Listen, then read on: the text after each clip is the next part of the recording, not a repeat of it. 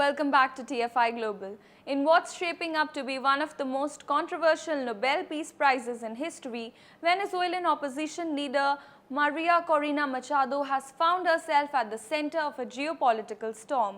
Her recent appearance on Donald Trump Jr.'s podcast, Triggered, wasn't just a media interview. It was a proposal, a pitch, and perhaps a blueprint for regime change in Venezuela. In February 2025, Machado appeared alongside Trump Jr., making a bold statement that shocked many. With the confidence of someone already preparing to govern, she told Trump Jr., and quote, "Forget Saudi Arabia, we have more oil than them, endless possibilities. We'll privatize our entire industry for you." It wasn't subtle, it was a clear offer, oil and profits in exchange for political support to oust President Nicolas Maduro. The podcast aired just hours after Donald Trump himself, in his comeback presidency, revoked Biden's oil export licenses to Venezuela. The message was unmistakable. The US was tightening the noose around Maduro once again. Fast forward to October 2025, Machado wins the Nobel Peace Prize, hailed for her promotion of democracy in Venezuela. But then came the bombshell. During her acceptance speech, Machado dedicated her Nobel Prize not only to the Venezuelan people but also to Donald Trump, thanking him for his decisive support. That dedication instantly divided opinion.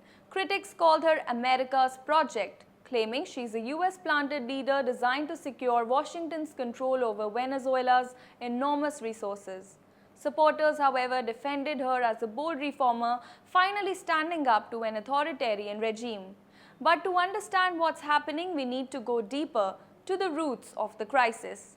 María Corina Machado is no newcomer. She's the founder of the Vente Venezuela party, and for years, she's been a fierce critic of Maduro.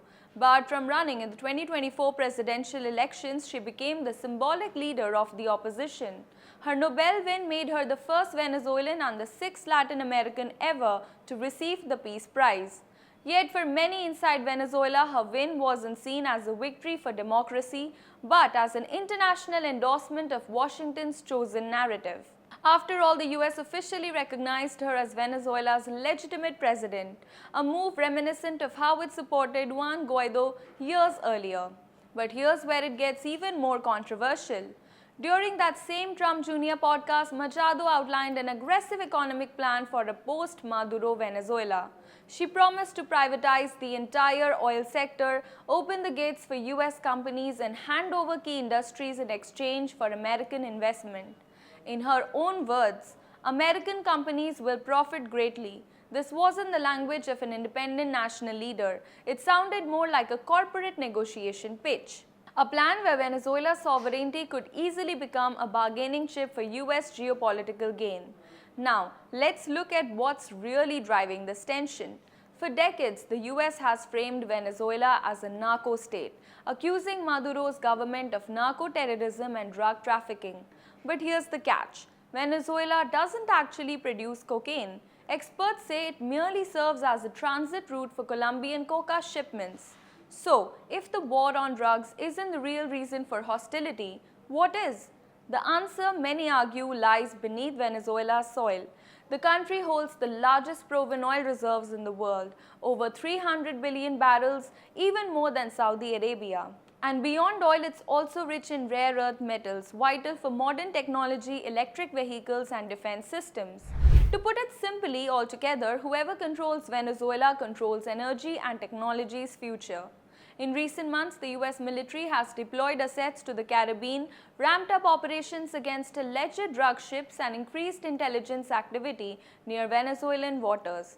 All this while Washington accuses Maduro of narco-terrorism, the same language once used to justify interventions in Panama, Iraq, and Afghanistan. Critics call it a recycled pretext, a moral cover for what's really an economic and strategic war, fought over oil fields, not drug fields. Meanwhile, the Monroe Doctrine, a 200-year-old US policy opposing foreign powers in America, is making a comeback. President Trump, in speeches and interviews, has explicitly reviewed the doctrine. Why? Because China and Russia have moved deep into Venezuela. Russia has supplied billions in military loans while China has invested in oil refineries, railways, and infrastructure. For Washington, this is unacceptable, a red zone in its backyard. As Trump put it, we will not allow any big power to threaten us in our own hemisphere. So, when you strip away the rhetoric, this isn't just about democracy, it's a proxy war. The US versus China and Russia fought over Venezuelan soil and resources. Inside Venezuela, the situation remains grim. Maduro's government faces sanctions, shortages, and international isolation. Yet many ordinary Venezuelans, even those who despise Maduro, are deeply skeptical of outside interference. They fear that a foreign-backed regime change could turn their country into another Iraq or Libya, rich in oil but ruined by intervention. Machado's Nobel speech, filled with gratitude to Trump, reinforced those fears.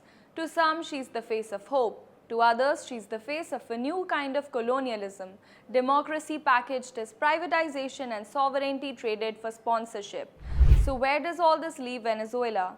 Between Maduro's authoritarianism and Machado's American-backed promises, the people seem trapped in a geopolitical tug-of-war. The Nobel Peace Prize, once meant to honor peace, now symbolizes polarization, a world where democracy is just another tool in great power politics. As the US reactivates the Monroe Doctrine and mobilizes its fleet, Venezuela stands on the edge between hope, oil, and history repeating itself. Because in the end, this isn't just a fight over who rules Caracas. It's a battle over who controls the future of Latin America and whose interests will shape it. María Corina Machado's Nobel Prize was meant to celebrate peace, but it may have just ignited the next chapter of the oil and rare earth war. Thanks for watching.